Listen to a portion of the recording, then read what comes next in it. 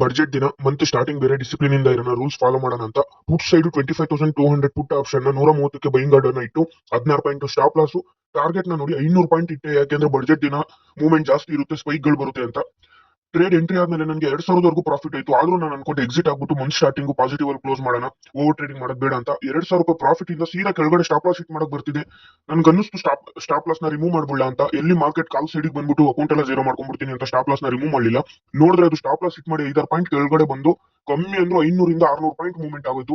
ನಿಜ ತುಂಬಾ ಬೇಜಾರಾಯ್ತು. ಯಾಕಾದ್ರೂ ನಾನು ಸ್ಟಾಪ್ ಲಾಸ್ ರಿಮೂವ್ ಮಾಡ್ಲಿಲ್ವೋ, ಕೆಲವೊಂದು ಟೈಮಲ್ಲಿ ಸ್ಟಾಪ್ ಲಾಸ್ ರಿಮೂವ್ ಮಾಡ್ತೀನಿ, ಅಕೌಂಟ್ ಜೀರೋ ಆಗೋಗ್ಬಿಡುತ್ತೆ, ಇವತ್ತು ಮಾಡಿದ್ರೆ ಒಳ್ಳೆ ಪ್ರಾಫಿಟ್ ಆಗುತ್ತಲ್ಲ ಅಂತ ತುಂಬಾ ಬೇಜಾರಾಯ್ತು. ಮತ್ತೆ ಮೂವ್ಮೆಂಟ್ ಆಗಿದ ತಕ್ಷಣ ಕಾಲ್ ಸೈಡ್ ಪುಟ್ ಸೈಡ್ ಎರಡ್ ಕಡೆ ಓವರ್ ಟ್ರೇಡಿಂಗ್ ಮಾಡಿ 14,000ವರೆಗೂ ಲಾಸ್ ಹೋಗ್ಬಿಟ್ಟಿತ್ತು. ಸೊ ಮತ್ತೆ ಮೂವ್ಮೆಂಟ್ ಆಗಿ ಎಲ್ಲ ಲಾಸ್ ರಿಕವರ್ ಆಗಿ 3,500ವರೆಗೂ ಲಾಸಿಗೆ ಬಂದು ನಿಂತಿದ್ದೀನಿ. ಆದ್ರೆ ಆ ಟ್ರೇಡ್ ಇನ್ನೂ ಎಕ್ಸಿಟ್ ಆಗಿಲ್ಲ. ಅದನ್ನ BTST ವೇಟ್ ಮಾಡಿದ್ದೀನಿ. ನಾಳೆ ಮಾರ್ಕೆಟ್ ನೆಗೆಟಿವ್ ಅಲ್ಲಿ ಓಪನ್ ಆಗ್ಬಿಟ್ಟು ಲಾಸ್ ರಿಕವರ್ ಆದ್ರೆ ಸಾಕು. ಕರೆಕ್ಟ್ ಡಿಸಿಪ್ಲಿನ್ ಇಂದ ಟ್ರೇಡಿಂಗ್ ಮಾಡಿ ಈ ಮಂತ್ ನನ್ನ ಟಾರ್ಗೆಟ್ ನ ಅಚೀವ್ ಮಾಡ್ತೀನಿ. ಸೊ ಮಂತ್ ಸ್ಟಾರ್ಟಿಂಗ್ ಅಲ್ಲೇ ಈ ತರ ಮಾಡ್ಕೊಂಡ್ಬಿಟ್ಟಿದ್ದೀನಿ.